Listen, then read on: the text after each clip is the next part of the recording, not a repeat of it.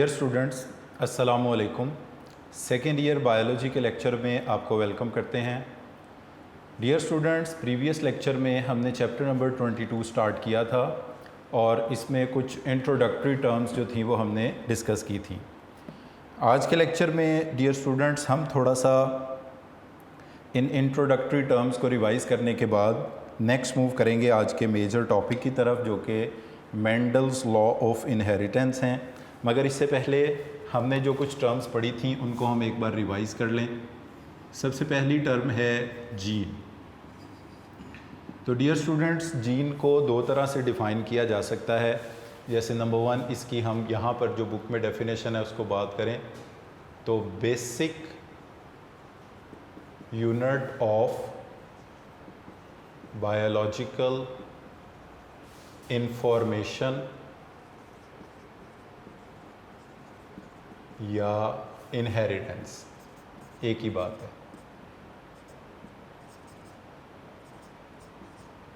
Basic unit of biological information यानी biological information, जैसे कि किसी की आइज़ का कलर है, ब्लड ग्रुप है, स्किन का कलर है, इंटेलिजेंस है, कोई भी लिविंग ऑर्गेनिज्म का फीचर है। All the features are controlled by the genes. और इसका मतलब है बेसिक यूनिट बायोलॉजिकल इंफॉर्मेशन का जीन हुआ। दूसरा इसका मतलब ये है वो छोटे से छोटा स्ट्रक्चर जो इंफॉर्मेशन को पेरेंट से ऑफस्प्रिंग में पास करता है वो भी क्या है, जीन है। तो जीन डियर स्टूडेंट, एक तो जीन की ये डेफिनेशन है, एक डेफिनेशन हमने प्रीवियस चैप्टर में भी पढ़ी है, हम उसको भी साथ ही डिस्कस कर लेते हैं। Gene can be defined as a specific sequence of nucleotides, a specific sequence of nucleotides on DNA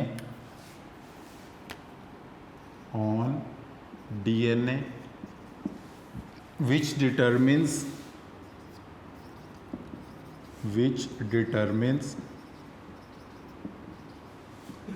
the sequence of amino acids in a protein or polypeptide is known as gene। तो dear student, अगर इसको हम biochemically define करें तो हम कहते हैं a specific sequence of nucleotides on DNA. DNA पर न्यूक्लियोटाइड्स की वो तरतीब जो किसी प्रोटीन के अंदर, पॉलीपेप्टाइड चेन के अंदर अमाइनो एसिड की सीक्वेंस को डिटरमिन करे, इसको भी हम जीन कहते हैं। तो दोनों तरह से जीन को डिफाइन किया जा सकता है। Basic unit of biological information, ये भी जीन हो सकता है। Basic unit of biological inheritance को भी जीन कह सकते हैं। A specific sequence of nucleotides on DNA which determine the sequence of amino acid in a protein or polypeptide chain is known as gene। ये भी जीन की definition हो सकती है। इसके बाद डियर स्टूडेंट्स, हम जानते हैं genes are located obviously because ये डीएनए का पार्ट है, तो डीएनए और प्रोटीन, हिस्टोन प्रोटीन मिलकर क्रोमोसोम बनाते हैं। तो इसका मतलब है definitely genes are located on the chromosome. तो जीन्स की क्रोमोसोम्स पर लोकेशन को कहते हैं लोकस। इसका सिंगुलर है लोसाई। इसको डिफाइन कैसे करेंगे? Position of gene on chromosome is known as locus. Position of gene on chromosome is known as locus. Gene की क्रोमोसोम पर पोजीशन को लोकस कहा जाता है, इसका प्लूरल है loci. For example, the gene for insulin, वो जीन जिसमें इंसुलिन बनाने की इंफॉर्मेशन है, is located on chromosome number 11। ये क्रोमोसोम नंबर 11 पर पाया जाता है। इसी तरह वो जीन जो एबीओ ब्लड ग्रुप को कंट्रोल करता है, ABO locus, is on chromosome number 9। तो इस तरह डियर स्टूडेंट कितने भी जीन्स जो हैं हम उन सब को, जैसे फॉर एग्जांपल कोई जीन आंखों के रंग को कंट्रोल कर रहा है, ब्लड ग्रुप को कंट्रोल कर रहा है, जैसे ये एग्जांपल हमने दी इंसुलिन बनाने को कंट्रोल कर रहा है। Every gene is located on some chromosome. तो जीन की क्रोमोसोम पर पोजीशन को कहा जाएगा locus. For example the gene for insulin is located on chromosome number 11। For example the gene which controls the ABO blood group, ABO type के जो blood group हैं, is located on the chromosome number 9। इसके बाद dear students जो next term हम discuss करने जा रहे हैं वो है homologous chromosomes. Homologous chromosomes. Dear students हम पहले भी बात कर चुके हैं कि हर डिप्लॉयड इंडिविजुअल के अंदर, 2n इंडिविजुअल के अंदर क्रोमोसोम्स के पेयर्स होते हैं। हर पेयर का एक पार्टनर उसने अपनी मदर से एग के थ्रू और एक पार्टनर स्पर्म से अपने फादर के थ्रू हासिल किया होता है। जैसे क्रोमोसोम नंबर 1 है तो 1 का पेयर होगा, 2 का पेयर होगा। इस तरह ह्यूमन बीइंग के अंदर 23 पेयर्स बनेंगे। ये होमोलोगस क्रोमोसोम्स होते क्या हैं? ये वो क्रोमोसोम्स होते हैं डियर स्टूडेंट्स जिनकी शेप, जिनका साइज़, जिनकी शेप सेम होती है, जिनका साइज़ सेम होता है, जिनकी सेंट्रोमियर की लोकेशन सेम होती है, जिनकी स्टेनिंग प्रॉपर्टीज सेम होती हैं, कलरिंग प्रॉपर्टीज़ भी कह सकते हैं आप, इस तरह की। और यानी ऐसे क्रोमोसोम जिनकी शेप सेम है, जिनका साइज़ सेम है, जिनका सेंट्रोमियर की पोजीशन सेम है, जिनकी स्टेनिंग प्रॉपर्टीज़ एक जैसी हैं, कलरिंग प्रॉपर्टीज़, इनको कहा जाता है homologous chromosome. As homologous chromosomes are found in the form of pairs. Chromosomes के पेयर्स हैं और क्रोमोसोम्स पर लोकेटेड हैं जीन्स, जिनकी पोजीशन को कहा जाता है लोकस। तो अगर जीन्स क्रोमोसोम्स पर लोकेटेड हैं, उनके लोसाई क्रोमोसोम पर हैं और क्रोमोसोम के पेयर हैं, तो डेफिनेटली जीन्स के भी पेयर्स होंगे। तो अब नेक्स्ट हमारे पास जो थर्ड टर्म आ रही है वो यही है कि जीन्स के पेयर्स होते हैं और जीन के पेयर्स को कहा जाता है alleles. Partner of gene pairs are known as alleles.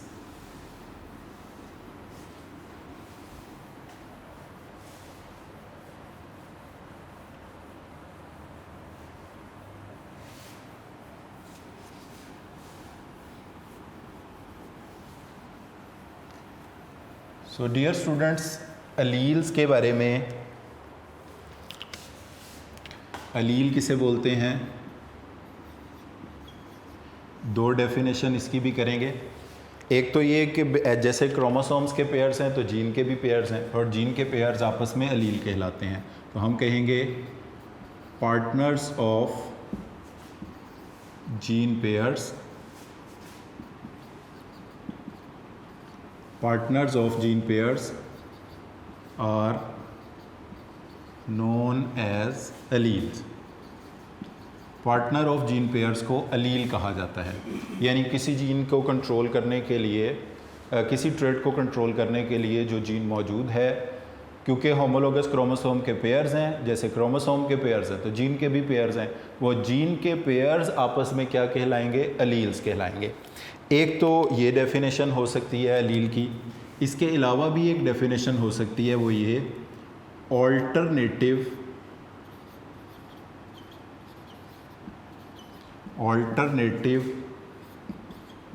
Form of gene is known as allele. Alternative form of gene को अलील कहा जाता है। फॉर एग्ज़ाम्पल एक जीन है जो ब्लड ग्रुप को कंट्रोल करता है, उसकी वजह से ए ब्लड ग्रुप भी होता है। एक जीन है उसकी वजह से बी ब्लड ग्रुप भी होता है। एक जीन है उसकी वजह से ओ ब्लड ग्रुप भी होता है। तो इसका मतलब है ये जो जीन हैं ए बी ओ, ये एक दूसरे के ऑल्टरनेट्स हैं। यानी किसी पर्सन में ए होगा, किसी में बी, किसी में दोनों, किसी में ओ होगा।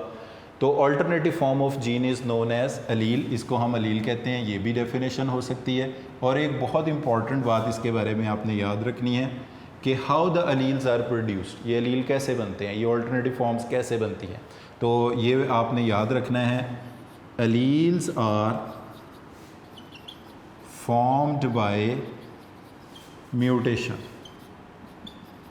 Alleles are formed by mutation. Alleles कैसे बनते हैं? हमेशा म्यूटेशन से बनते हैं। जब भी डीएनए के अंदर चेंज आता है तो एक ऑल्टरनेटिव फॉर्म पैदा हो जाती है और उस ऑल्टरनेटिव फॉर्म को हम एलील कहते हैं। तो 3 पॉइंट्स हो गए। Partner of gene pairs are known as allele, ये डेफिनेशन कर लें। ज़्यादा बेटर डेफिनेशन ये है, alternative form of gene is known as allele and alleles are formed by mutation. Alleles mutation से बनते हैं। अब हम अगर एलील की टाइप्स की तरफ आएँ तो एलील की 2 किस्म की टाइप्स हैं। एक को हम कहते हैं सिंपल एलील, ऐसी एलील जिनकी पॉपुलेशन में जस्ट 2 फॉर्म्स एग्जिस्ट करती हों, जिनकी पॉपुलेशन में सिर्फ 2 फॉर्म्स एग्जिस्ट करती हों, इनको हम कहते हैं सिंपल एलील। फॉर एग्ज़ाम्पल अब देखें, ये जो हमारी ईयर लोब है, कुछ लोगों की ईयर लोब अटैच्ड होती है, कुछ लोगों की ईयर लोब फ्री होती है। For example, if the ear lobe is free, ear lobe is free, तो जिनकी ईयर लोब फ्री है इसको हम रिप्रेजेंट करते हैं कैपिटल ई से। और जिनकी ईयर लोब अटैच्ड है, if the ear lobe is attached,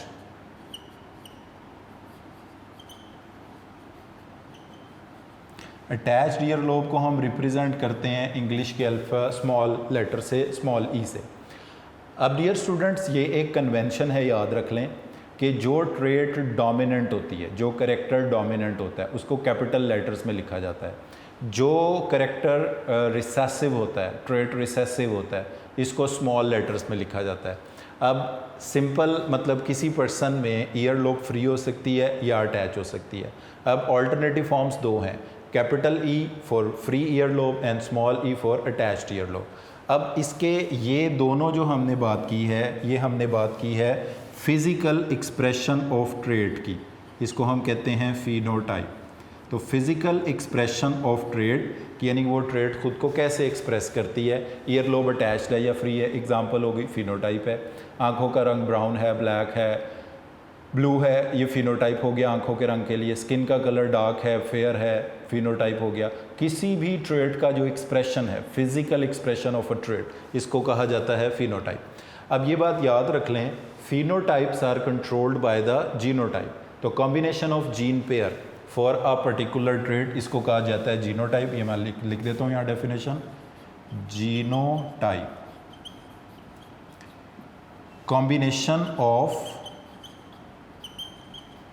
combination of gene pair for a particular trait। combination of gene pair for a particular trait is known as genotype। यानी population में ear lobe के 2 allele exist करते हैं, capital E small ई। यानी सारे इंसानों में capital E हो सकता है, स्मॉल ई हो सकता है, दोनों हो सकते हैं। ये 2 एलील पॉपुलेशन में इंसानों की एग्जिस्ट करते हैं। अब इनका जो कॉम्बिनेशन होगा, combination of gene pairs for uh particular trait, किसी एक ख़ास ट्रेट के लिए जो कॉम्बिनेशन ऑफ जीन पेयर्स बनेगा, इसको कहा जाएगा जीनोटाइप। यानी बताना ये है आपके कि जीनोटाइप ही डिसाइड करवाते हैं कि फिनोटाइप क्या होगा। Combination of gene pair for a particular trait, जैसा कॉम्बिनेशन होगा वैसा ही उस ट्रेट का फिजिकल एक्सप्रेशन होगा, इसको हम कहेंगे फिनोटाइप। अब हम यहाँ पर लिखते हैं, एक पर्सन में जैसे होमोलोगस क्रोमोसोम के पेयर हैं तो जीन के भी पेयर हैं। हो सकता है किसी पर्सन में दोनों पेयर ये हों, capital E capital P E हों। ये भी हो सकता है कि किसी पर्सन में एक कैपिटल ई हो, एक स्मॉल ई हो, किसी के पास दोनों स्मॉल ई हों। अब इनका एक्सप्रेशन क्या बनेगा? जिसके पास दोनों कैपिटल ई होंगे, इसकी ईयर लोब होगी फ्री, क्योंकि capital E free ear lobe को कंट्रोल करता है और फ्री ईयर लोब का होना डोमिनेंट कैरेक्टर भी है। अब अगर एक कैपिटल ई है, एक स्मॉल ई है, तो अब ऐसा नहीं होगा कि एक ईयर लोब अटैच्ड हो, एक फ्री हो, ऐसा नहीं होगा। अब दोनों में से किसी एक का एक्सप्रेशन अपीयर होगा, यानी कैपिटल ई की वजह से फ्री ईयर लोब है, स्मॉल ई की वजह से अटैच्ड है। अब ऐसे पर्सन की फ्री ईयर लोब होगी, इसका मतलब ये होगा कि उस पर्सन में कैपिटल ई अलील ख़ुद को एक्सप्रेस करेगा, स्मॉल ई ख़ुद को एक्सप्रेस नहीं करेगा। तो जो अलील ख़ुद को एक्सप्रेस करे वो कहलाता है डोमिनेंट, जो ख़ुद को एक्सप्रेस नहीं करेगा वो कहलाता है रिसेसिव। तो ये कन्वेंशन है डोमिनेंट अलील को कैपिटल लेटर्स में लिखना और पहले लिखना, रिसेसिव अलील को स्मॉल लेटर्स में लिखना और बाद में लिखना। अब यहाँ पे दोनों स्मॉल ही हैं, तो इस पर्सन की ईयर लोब क्या होगी, अटैच्ड होगी। अब अगर आप इसमें फिनोटाइप काउंट करें तो कितने बने हैं, 2 ही फिनोटाइप बने हैं कि फ्री ईयर लोब हो सकती है या अटैच। अब जीनोटाइप्स कितने बने, जीनोटाइप्स इसमें 3 बने हैं, कैपिटल ई स्मॉल ई स्मॉल ई स्मॉल ई। तो कॉम्बिनेशन ऑफ जीन पेयर्स जैसा होगा वैसे ही कोई ट्रेट खुद को एक्सप्रेस करेगी।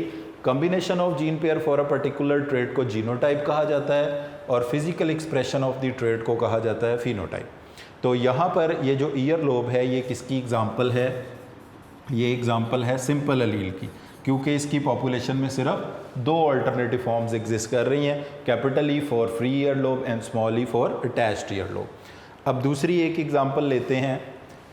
सिंपल अलील हो गए एक तो जिनकी 2 अल्टरनेटिव फॉर्म्स पॉपुलेशन में एग्जिस्ट करती हैं, फिर होते हैं मल्टीपल अलील्स। दूसरी टाइप इसकी होती है अलील की मल्टीपल अलील्स।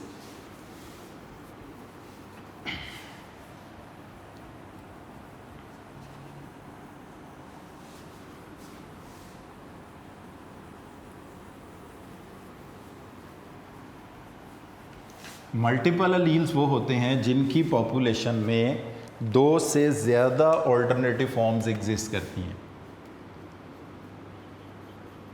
मल्टीपल अलील,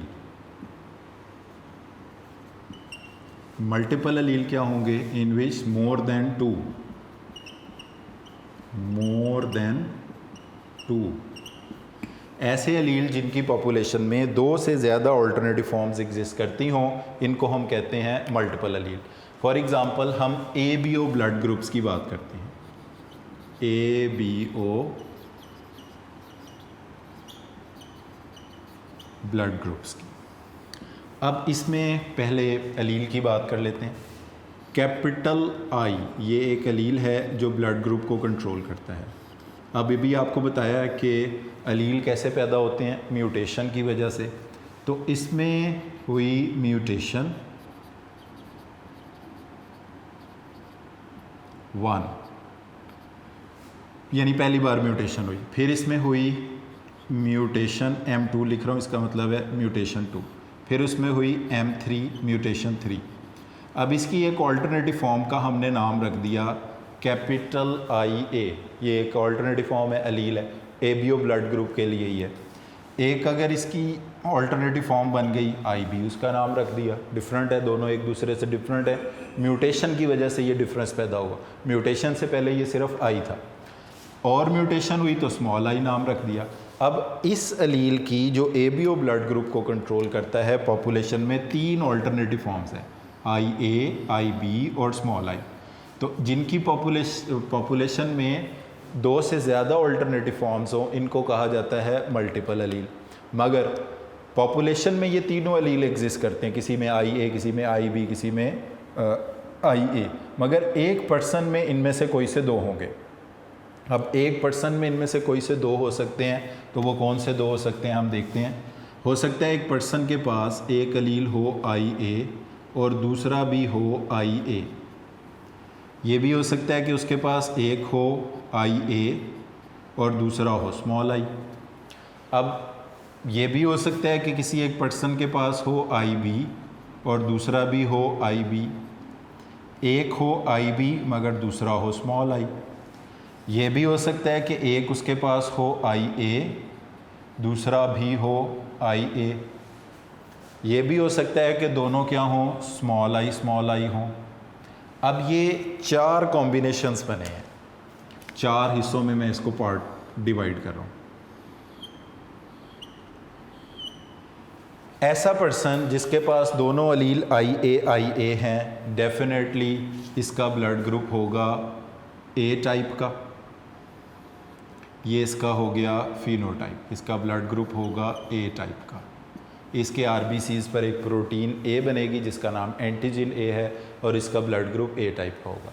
अब ये जो ए टाइप है ये कहलाएगा इसका फिनोटाइप, फिजिकल एक्सप्रेशन है ब्लड ग्रुप का कि ब्लड ग्रुप ए टाइप का है, मगर ये इसके क्या कहलाएंगे, genotype, combination of gene pairs. अब कॉम्बिनेशन ऑफ जीन पेयर्स को हम कहते हैं genotype for a particular trait. इसकी आगे दो किस्में हैं। अगर तो combination of gene pair for a particular trait उसमें दोनों जीन सेम हो तो ऐसे जीनोटाइप को कहते हैं होमोजाइगस, और ऐसे इंडिविजुअल को कहते हैं होमोजाइगोट। ऐसे पर्सन को कहते हैं जीनोटाइप को कहते हैं होमोजाइगस, और ऐसे इंडिविजुअल को कहते हैं होमोजाइगोट। अगर दोनों अलील डिफरेंट हों तो फिर इसको कहते हैं हेट्रोजाइगस, और ऐसे इंडिविजुअल को कहते हैं हेट्रोजाइगोट। अच्छा, अब इसमें एक पर्सन होमोजाइगोट है, एक पर्सन हेट्रोजाइगोट है, उसका जीनोटाइप होमोजाइगस और हेट्रोजाइगस है। अब इसमें अगर आप देखें कि इस पर्सन के पास IA है, इसका ब्लड ग्रुप तो A टाइप है, मगर ये कौन सा A टाइप है, ये है होमोजाइगस, होमोजाइगस A टाइप है। इसमें IA और स्मॉल i है। अब IA कैपिटल लिखा है, small i short letter small letters में लिखा है, तो IA डोमिनेंट है और स्मॉल i रिसेसिव है। अभी आपको बताया कि जब दो डिफरेंट लील हो तो डोमिनेंट का इफेक्ट अपीयर होता है, रिसेसिव का मास्क हो जाता है। तो ये है तो हेट्रोजाइगस, मगर इसका फिनोटाइप A टाइप का है। तो जीनोटिपिकली I यानी एक पर्सन, ऐसा पर्सन जिसका फिनोटाइप ब्लड ग्रुप का A टाइप का हो, इसके जीनोटाइप दो हो सकते हैं। वो होमोजाइगस A टाइप का हो सकता है IA, हेट्रोजाइगस हो सकता है IA स्मॉल i। इसी तरह अब ये आप खुद गैस कर लेंगे कि ये जो दो कॉम्बिनेशंस मैंने लिखे हुए हैं इनका ब्लड ग्रुप होगा B टाइप। ये तो हो गया फिनोटाइप। अब इनके जीनोटाइप में ये दोनों अलील सेम है, तो क्या होना चाहिए इनका genotype, if both alleles are same in genotype, this type of genotype is called homozygous. ठीक है जी। अच्छा, अब इसमें ये दोनों अलील डिफरेंट हैं, तो आप इसको क्या कहोगे कि ये क्या हो गया, हेट्रोजाइगस हो गया। चले, एक फिनोटाइप हो गया A, एक फिनोटाइप हो गया B। A के दो जीनोटाइप्स होते हैं, होमोजाइगस हेट्रोजाइगस। B के भी दो जीनोटाइप होते हैं, होमोजाइगस हेट्रोजाइगस। अब इस पर आ जाते हैं, एक है IA, दूसरा है IB। अब यहाँ पर आप देख रहे होंगे दोनों ही कैपिटल लेटर्स में लिखे हुए हैं, कोई भी स्मॉल लेटर में लिखा नहीं हुआ। इसका मतलब ये दोनों डोमिनेंट हैं, इनमें से कोई भी रिसेसिव नहीं है। तो अब ना तो IA का इफेक्ट मास्क होगा ना IB का, दोनों का इफेक्ट वैसे ही अपीयर होगा जैसे ये होमोजाइगस में। तो इस ब्लड ग्रुप को हम नाम भी यही देंगे AB टाइप। ये ब्लड ग्रुप AB होगा, इसमें एंटीजन A भी मौजूद होगा रेड ब्लड सेल पर, B भी मौजूद होगा। अब ये जीनोटाइप इसका कहलाएगा क्या, क्या ये दोनों अलील सेम है? ऐसा तो नहीं है, एक IA है एक IB है, तो ये दोनों अलील डिफरेंट हैं, इसलिए ये कहलाएगा हेट्रोजाइगस। अब नेक्स्ट पर आ जाएं, तो इसका फिनोटाइप, इसमें ना एंटीजन A बनेगा ना B बनेगा, तो इस तरह के ब्लड ग्रुप को हम कहते हैं O टाइप। अब ये दोनों अलील सेम हैं, तो इसको आप क्या कहोगे, होमोजाइगस। तो dear students, ABO blood group की एग्जांपल से आपने देखा कि मल्टीपल अलील्स क्या होते हैं। मल्टीपल अलील का मतलब है if more than 2 alternative form of an allele exist in a population, किसी अलील की पॉपुलेशन में 2 से ज़्यादा अल्टरनेटिव फॉर्म्स एग्जिस्ट करें तो इसको मल्टीपल अलील कहते हैं। For example ABO blood group, और जिनकी 2 फॉर्म्स एग्जिस्ट करें, जो प्रीवियस एग्जांपल ईयरलोब में हमने पढ़ा, उसको हम कहते हैं सिंपल अलील। तो ABO ब्लड ग्रुप जो है ये मल्टीपल अलील की एग्जांपल है। इसमें म्यूटेशन 1 से IA बना, IB बना, स्मॉल i, तो 3 अलील ये पॉपुलेशन में एग्जिस्ट। अलील कितने हैं? 3। इनके जीनोटाइप्स कितने मुमकिन हैं? ये 6 जीनोटाइप्स हैं। 2 जीनोटाइप्स हैं A टाइप के ब्लड ग्रुप के लिए, होमो और हेट्रोजाइगस। 2 जीनोटाइप B टाइप के ब्लड ग्रुप के लिए, वो भी होमो हेट्रोजाइगस।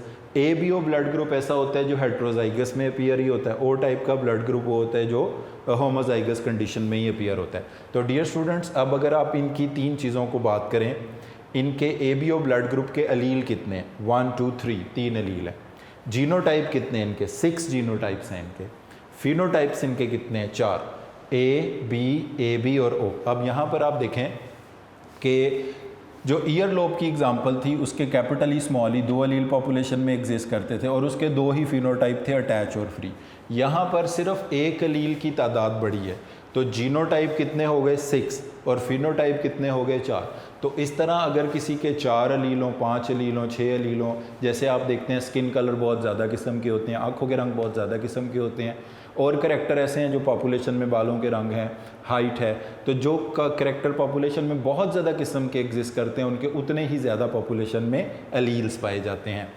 तो डियर स्टूडेंट्स, यहाँ पर अलील की टर्म को हमने इन डिटेल डिस्कस किया, उसके साथ हमने physical expression of trait phenotype को भी डिस्कस किया, combination of genes for a particular trait genotype को भी डिस्कस किया, और उसकी 2 कंडीशन होमोजाइगस हेट्रोजाइगस इनको भी डिस्कस किया।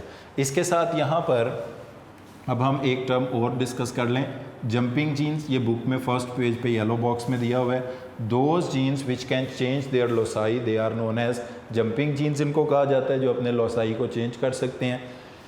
जो 1-2 टर्म्स और मैं साथ डिस्कस करना चाहता हूँ। जीनोटाइप हमने पढ़ लिया है, मगर मैं इसको लिखूंगा फिर भी, क्योंकि इनको हम इन कंपैरिजन देखना चाहते हैं ताकि इसमें कोई कन्फ्यूजन ना रहे। इसकी मैंने पहले लिखी थी definition, combination of gene pairs for a particular trait is known as genotype. Homozygous heterozygous जो भी होते हैं ये जीनोटाइप होता है। अब जीनोम क्या होता है?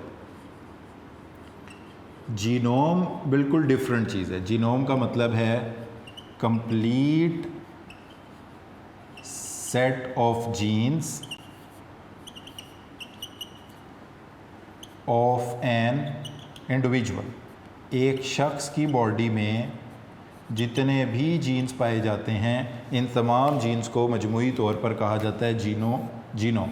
जैसे लाइक मेरी बॉडी में एबीओ ब्लड ग्रुप का हो सकता है, ओ टाइप के जीन्स हों, स्मॉल आई, आइज़ के कलर के ब्राउन के जीन्स हों, हाइट के जीन्स हों, मगर सारे जीन्स मेरी बॉडी में जितने भी हैं, एक पर्सन की, सारे इंसानों की नहीं, एक पर्सन की बॉडी में, एक शख्स की, एक ऑर्गेनिज्म, एक इंडिविजुअल की बॉडी में जितने भी जीन्स हैं उन सबको कलेक्टिवली कहा जाता है जीनोम।